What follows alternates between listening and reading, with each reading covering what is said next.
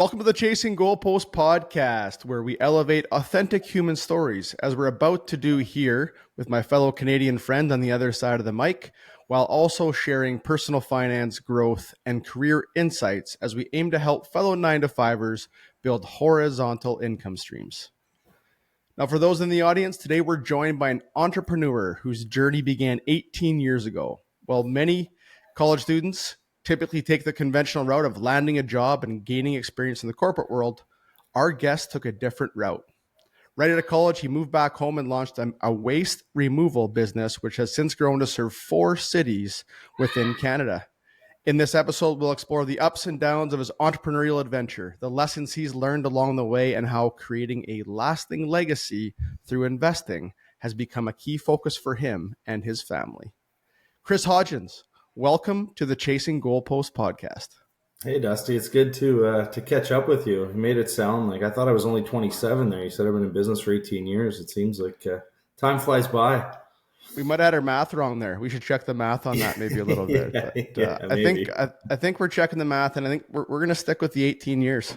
So. No, everything checks out. Sometimes I feel a little younger than I actually am. So, no, that's fair. Welcome to the club. So, Kris, obviously, we're excited to jump into your 18-year entrepreneurial journey, but maybe before we do that, give us a quick background on who Kris Hodgins is. Yeah, so I was born just outside of Ottawa on the Quebec side in a little town called Shawville. Grew up there. I think we moved away when I was about 8 or 9 to Ottawa. I've got 2 older brothers, mom and dad. My dad owned a business. My brothers, followed suit. They own businesses. I guess it was kind of the right thing for me to do. I know we met at school playing hockey. So I played hockey throughout most of my childhood, and then played junior A in Nepean. Went to the Ivy League of UWS after where we met, and that's about it. So I've got, currently after UWS, I met my wife Kayla there. She came back to Ottawa. We started a family a few years after, got 3 kids now. My oldest is a girl, and middle is a boy, youngest is a boy. So I'm fully entrenched into the hockey world as a coach and as a dad. So it's awesome. So now you're on the other side of the bench, and you mentioned it there. We both Ivy League graduates from the University of Wisconsin Superior. So just for the audience's awareness, you got 2 Ivy League grads here on the pod here today. So we appreciate that. Well, we're going to get into the family dynamics here and a little bit more in the legacy section, but we mentioned this at the start of the podcast where you had taken an unconventional approach, essentially started a business right away. For those in the audience, Kris's business is 1-888 Dr. Waste, and it's based in Ontario, Canada, as you mentioned. So maybe, Kris, can you walk us through how 1-888 Dr. Waste came to be?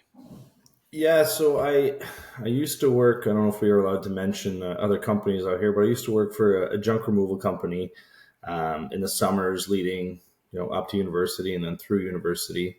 Going into my last year, I was making, I think it was $9.50 an hour. I'd been there 3-4 years. I asked for a hefty raise of $9.50 to $10 an hour, and they said no. So I kind of quickly knew where my value was with that company. Then my dad's actually the one who reached out to a company. They were based out of Toronto. We're looking to expand to Ottawa. I met with them. We went down. They chatted with me and went over all the ins and outs of what they were looking for, and I felt I'd be a good fit for it. So they offered me that position. So I was kind of running the Ottawa branch for I don't even think they're around anymore, for a company called 1877 Garbage. So I did that for the summer. They knew I was leaving in August to go back to school. Had a pretty successful summer, went back to school. And then while I was at school, I kind of wanted to stick around in this industry. I saw some positives, and then I saw some things that I thought I could change if I ran my own that didn't necessarily jive from, I worked for a big corporation, a startup company, and I found that the corporation company had a lot of things in place, but I found when it comes to their employees, the ones actually on the ground working, I thought they could have done a better job. So when I went back to school, my last year university, wheels kept spinning. Like, okay, well, I think I can do this. So I do have a transportation logistics background. So my thought was, okay, well, if this doesn't work out, I can always fall back on my degree, get a job, put in my 35 years, get my gold watch and move on. While I was at school that last year, I found a website, which is is drwaste.com.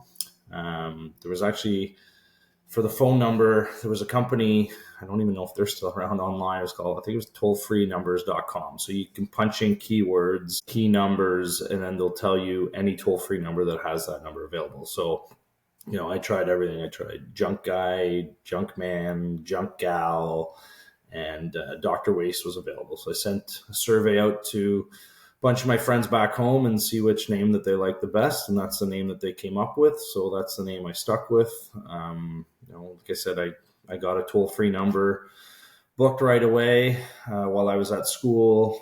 I ordered my first trailer when I was at school. I got my website going. So I did everything while I was at school. So that as soon as I was done, I can hit the ground running. So, my brother helped me out with the financing of my first trailer. Came home. I think we graduated, end of May. Took a couple days to get home to drive, and then literally started my business right away. So my dad helped me buy a truck, bought an old beater Dodge 1500 truck. And that's kind of how I got started. It was myself and a trailer and an old beater truck. And then every once in a while, when there's a bigger job, I, either got Kayla to help me or I got, friends to help me that weren't working. So that's kind of how I got into doing what I'm doing now. That was, like you said, 18 years ago. So what I started off wanting to do is not necessarily what we're doing now, right? So I've had to pivot a few times based on the market, based on finances, and based on a few things. So I'm always trying to, stay ahead of the curve. I find sometimes some companies get left behind because they don't want to change their way of doing business. So I had no intentions of doing roll-off dumpsters at the start. I was basically just, going to be a one-man show with my trailer and doing waste removal. So that, 6-7 years in, I pivoted, and then a couple years after that, I pivoted into doing demolition because I had customers demanding for it. So, constantly looking to either add services or, figure out, okay, well, this isn't really working financially, so let's pivot into something else. So that's kind of how, I've evolved in the last 18 years with my business. Very cool. I think that pivot piece is going to be an interesting part of this discussion, is where we all start in our journey, whether that's in the 9 to 5 employee or an entrepreneur or a consultant, where we think we're going to end up and where we do end up probably are 180 degrees sometimes on the different end of the spectrum. But so Kris, you and I have discussed the iceberg analogy, which for most people, on social media means or shows success. But really what we want to talk about is the journey along the way. And that's 7/8 of the iceberg. And I think the audience would get a lot of value in hearing more about how one AAA Dr. Waste evolved in the situation where you guys started, and ultimately, that 7/8 journey along that iceberg strategy. Yeah. So, as mentioned earlier, there's been many mistakes. There's been many successes, and I just try to learn and adapt new ways of, staying in business. I know that when I first started, there was a lot of competition that, around for a couple of years, and then they don't want to evolve. And then all of a sudden, they're left behind. And now there's only a handful of companies that are still around from when I started 18 years ago. So, there's been many things that I've had to miss. I've missed a lot of barbecues and golf games, and, hey, the Sens are playing, can you come watch? I've missed a lot of things by doing it myself, right? So I when I first started, as mentioned, it was pretty much just me, a pickup truck, and a trailer. So I get a phone call during the day, and that job lasts a couple hours. I'm out the door by 6-7 in the morning.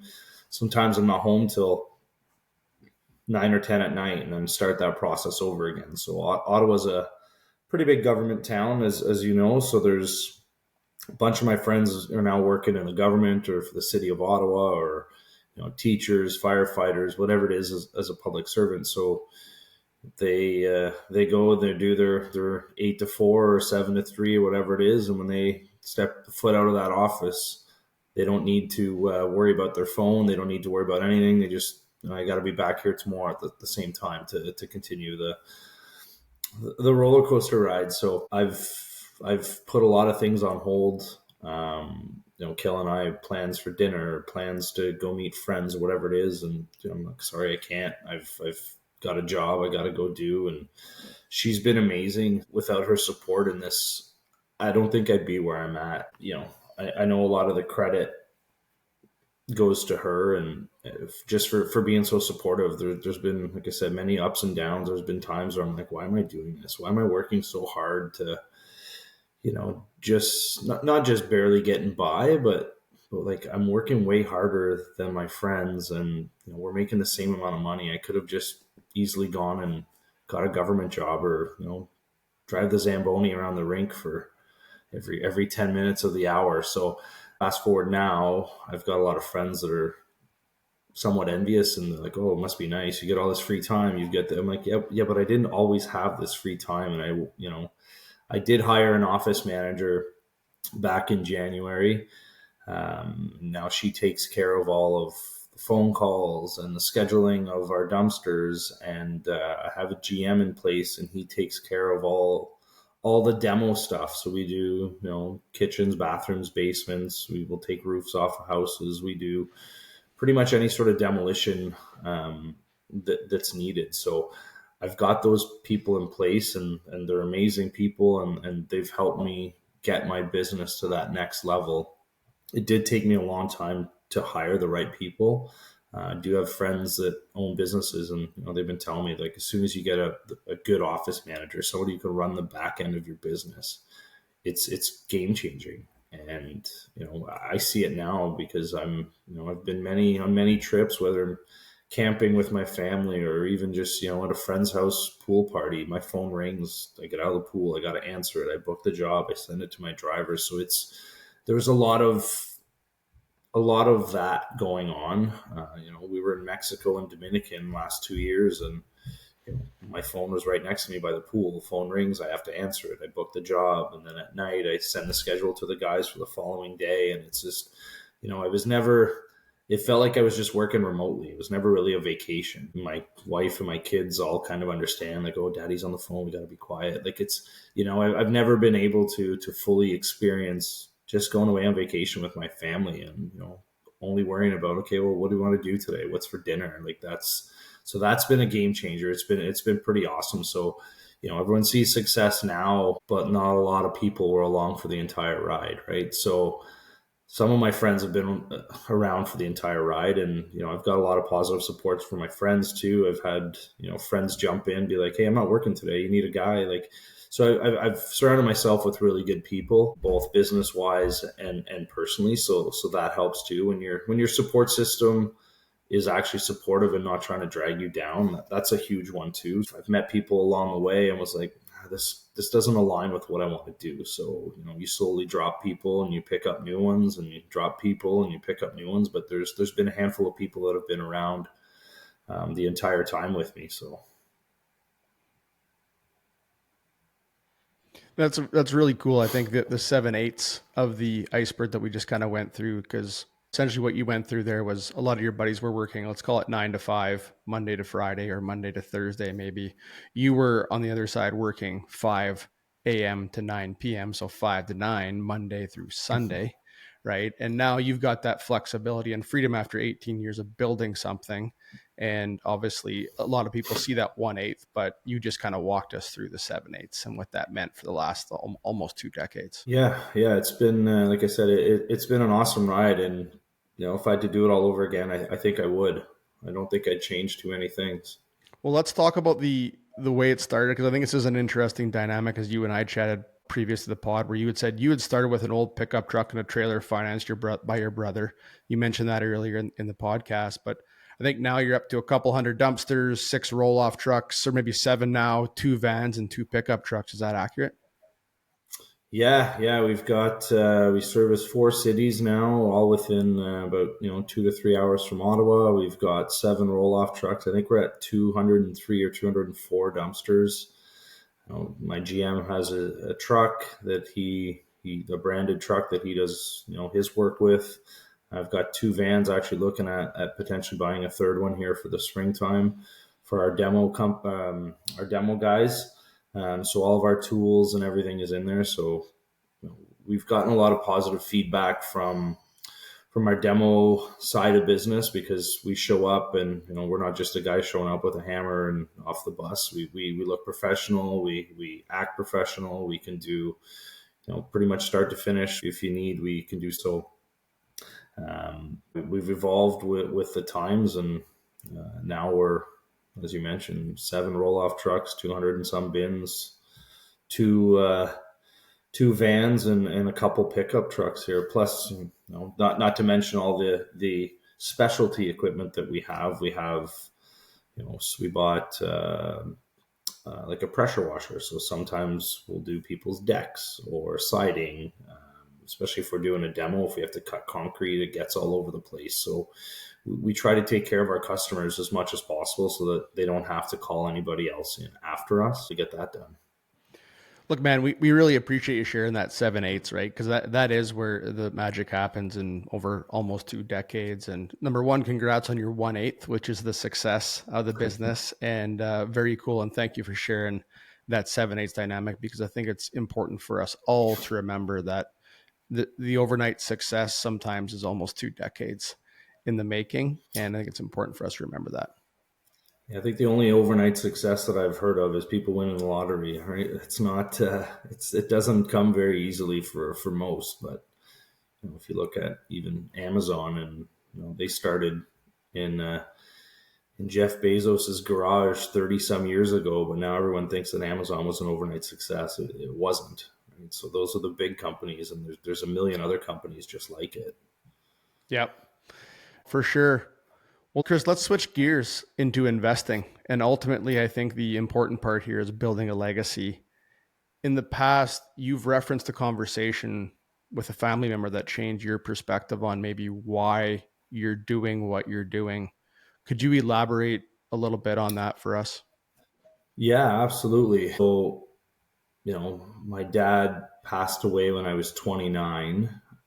He was sick for a while, and I remember the week that we kind of knew this was going to be his last few days. So I was at the hospital 12, 14-hour days, and I'd go home to sleep. Then my mom would go in, or my brother's wife. So there's always somebody there with him. But I remember there was one time where I was alone, just my dad and I, for I don't know, maybe an hour or two. So I remember asking him, I said, Dad, is there anything in life that you regret? So, my dad was a successful businessman. He didn't always make the best financial decisions.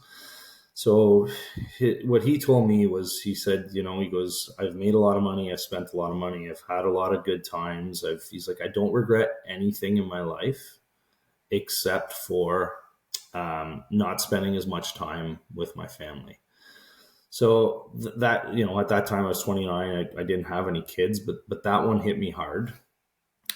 It's, you hear that a lot from people who say, "Oh yeah, I wish I would have spent more time with my family." But when it comes from your dad, and that one hit me hard. So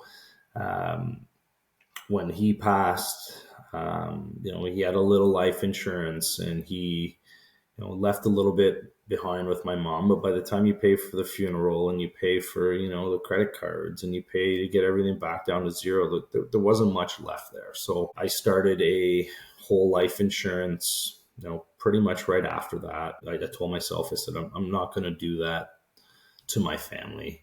Not that I needed the money or wanted the money. It has nothing to do with that. But financial security is something that's, everyone's striving for that. And to be honest, if you invest young, and it doesn't even take a lot of money, right? If you compound stuff over years, it doesn't take a lot. So I started this whole life insurance, death benefit, and I can actually take some of it out while I'm still living. So The way that mine is set up is it's a 20-year term. Once my 20 years is up, I can just let it sit there and let it grow, or I can actually borrow against it. So, um, no, I think it's going to be worth a lot more than what I put into it. So that was one. Two is I purchased real estate. So when Kayla and I bought our first house, it was just a small little condo. We moved from there to a townhouse, the progression, right? So I kept the condo, and then we moved from a townhouse to a bigger townhouse. I kept the second one, and then we moved a few years after that, but had to sell one. Anyway, so long and the short of it is that I've kept the houses, excuse me, the houses that we've lived in, and now those are rental properties. So my whole thing is I'd like to build wealth so that it'll just ease some of that burden for my, hopefully Kayla's still around when I'm not, or my kids are. So I just look at it and think and be like, wow, if I would have had, excuse me, a little bit of money to get my life started at 29, I think I'd be in a different situation now. So if I can do that for my kids, even my grandkids, that would be, that's kind of what I want to do for my legacy, right? I work hard. I want my family to reap some of those benefits. So that's yeah, that conversation with my dad changed my entire outcome of how I look at money and investing, and family time, and your work life balance. So That's great. Listen, a couple of things coming out of what you just said there. Number one, thanks for sharing that. I mean, obviously that's a very personal story, and so we appreciate you sharing with all of us on that. It helps us understand why you're doing what you're doing. And the second piece of that was, we think it's very intriguing. When you and I had our initial intro call, we talked about legacy, and you really brought a lot of stuff up about legacy. And I think the headline and the platform is called Chasing Goalposts. And so we always ask people, which we're going to ask you here shortly, but the question that we all have to ask ourselves is, what are we ultimately chasing, and what are we working 5 to 9 for Monday to Sunday? And at the end of the day, it sounds like there's multiple things. Obviously, there's not one smoking gun here, but legacy was a big piece of that. And so that really hit me when you said that, and makes a ton of sense. And so really appreciate you sharing that story, and it gives the audience a bit of context on why legacy is so important for you, and the ability to go on vacation with your family and spend more time with your family now that you've put that 7/8 of the iceberg in. So yeah, my ultimate goal is, my kids are away at university. I want to be able to just on a whim go visit them. I don't want to be like, okay, well, we got to save up, we got to do this to go. I want to make sure that they're able to get as far ahead as they can and not have to worry about financial burden sometimes, right? So that's kind of where I'm at. I do a lot of coaching now too, so it's I always knew I'd like coaching. I didn't realize how much I'd love coaching. So I'm the head coach of my daughter's team this year and my son's team, and then our youngest, I'm on the ice as much as I can. So I like having that ability to not just help my kids, but to help 15, 16 other kids, to learn life lessons, right? To learn about, especially in hockey, it's a long road. I know there's a lot of parents who, oh, my kid's the best on this team, so he's going to make the NHL. Like, there's a long road ahead, right? So it's breaking things up into not having such quick gratification, right? So everyone wants that instant gratification. With my daughter's team and my son's team, it's like it's a long road, right? If we can lose a couple games now and win by the end of the season, it's a long road, which is, same in business, same in life. It's not how you start, it's how you finish, right? So well, we were going to ask you, noting that everybody's chasing their own version of success, what we typically ask everybody this. We were going to ask you what you're ultimately chasing, but I think you kind of just told us. Is that a fair assessment? yeah, I've thought a lot about that question since you asked me. And for me, the freedom to be able to, on a whim, go visit family or go visit my in-laws in Minnesota, right? It's I never want to be stuck somewhere because financially, I don't know if I can do it. So that's kind of my goalpost. It's not about making millions and millions. It's about having the freedom to do certain little things. And some of these things don't even cost money, right? It's like, let's just go let's go get ice cream, or let's do whatever. It's not about a lot of money. It's about the freedom to be able to do things with the money that you have.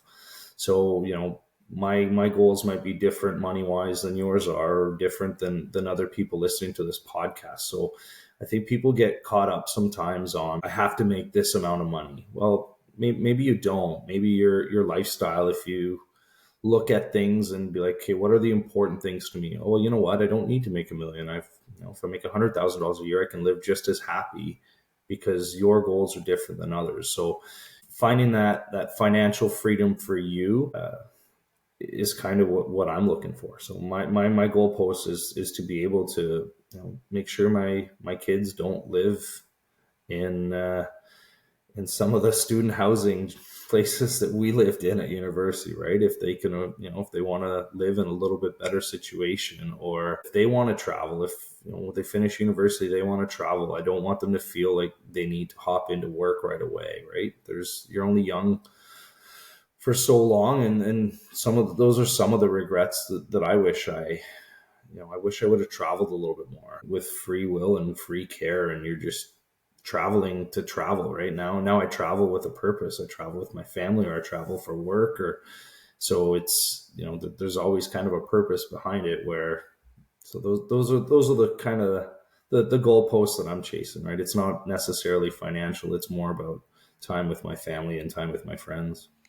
We appreciate you sharing that, because I think we hear this a lot of, there's obviously always a financial component to it, because to achieve some of those other freedoms, you have to have that financial flexibility or financial security, call it what you want. But what we were hearing there as you were kind of walking through that was, as just as important for you as that time freedom and that geographic freedom to jump on a plane and go to Minnesota, or one of your kids' hockey tournaments, and or like you said, just go grab ice cream with your kids or some of your family members. It's another perspective that people we all talk about financial freedom, but really the ultimately is, financial freedom is a tool to get what you really want. And it sounds like you found that in kind of, I'm generalizing here, but that time freedom and geographic freedom. Yeah, that's important to me, right? Like I don't live a crazy extravagant life. I don't have Rolexes. I don't have Lamborghini. Like, I live comfortably. Don't get me wrong, but it's most of my money now goes to my kid, like you said, kids hockey tournaments. Like, I think I have 6 or 7 away hockey tournaments. I have more fun doing that, hanging out with the team and hanging out with the parents, than I would doing stuff, because I know that those years are infinite, right? So those, like, my daughter's got 5 years left, unless she gets a scholarship or something like that, or goes and plays university. But minor hockey, she's got 5 years left. So I've got this season plus 4 more with these families, and I've grown really close to a lot of them, just because we spend so much time together. And a lot of them I think I'll still hang out with and socialize with, and some of them we even go like on our March break trips with. These are all people that I met through my kids' sports. So I enjoy my time with them, and everything, that all the madness and the craziness that hockey brings, right? There's many nights where I'm like, I rush home, I pick one kid up, go to a rink. Kayla brings another kid to a different rink, then I go meet her there and either run the practice or coach the game. And then we repeat that. And we both live literally day to day, almost hour to hour sometimes, just by the schedule. So, but I wouldn't trade any of that for anything. So. Well, awesome. Congrats on not only business success, but it sounds like you got some pretty good family, social, and hockey success going on there in your life as well. So, Kris, as we wind things down here, I wanted to thank you, number one, for your time and for sharing your story. We appreciate, sharing that 7/8 of the iceberg and what the early days of your business look like, and the successes that have come to fruition because of that, for not only you, but your family as well, due to those sacrifices. And also sharing your conversation, with your father there on the legacy and the family dynamic. I think that gives us a lot of clarity on why you're doing what you're doing. For any audience members that would like to get a hold of Kris Hodgins, what's the best way to reach out? Yeah, so our website is drwaste.com, so drwaste.com. You can feel free to fill that out if you have any questions. If you want to reach out to us, we do have an email section on our website. We do have a Facebook page, 1 Dr. Waste, and same thing with Instagram. So we post a lot of our job stuff. Sometimes it's funny things, sometimes it's work related, sometimes it's serious things. So we try to keep a broad sector of what's going on in the world in on there. So those are be the three major ways to get a hold of us. Okay, and for the audience's awareness, I'll make sure to grab those links from you at the conclusion of this episode, and we'll get them in the show notes for anybody that wants to reach out to Kris or 1 Dr. Waste on a move forward basis. Kris, thanks again. If there's anything else you want to share before we conclude the episode, I'm going to give you the floor here.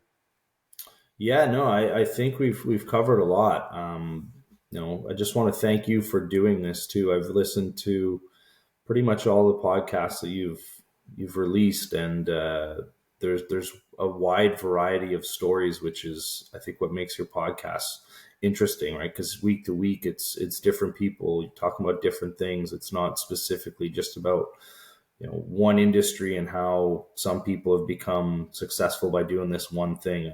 I really enjoy your podcast, and I wish you nothing but success in the future. I hope there's hopefully I can be a reoccurring guest on your 400th podcast or something like that. I really enjoy what you're doing, Dustin. No, we appreciate the feedback there, and I'm going to pencil you in for that 300th episode right now. Well, Sounds good. we'll extrapolate that out a couple of years and get you on there. But listen, congrats on all the success, and kudos for you for all the sacrifices you've made. Both from a business perspective and a family perspective. And we wish all you the best as well, buddy. And always good to catch up. Yeah, amazing to catch up. Maybe we can do it in person next time I'm in Minnesota. All right, buddy. Thanks for your time. Cheers. Sounds good. See you, Dusty.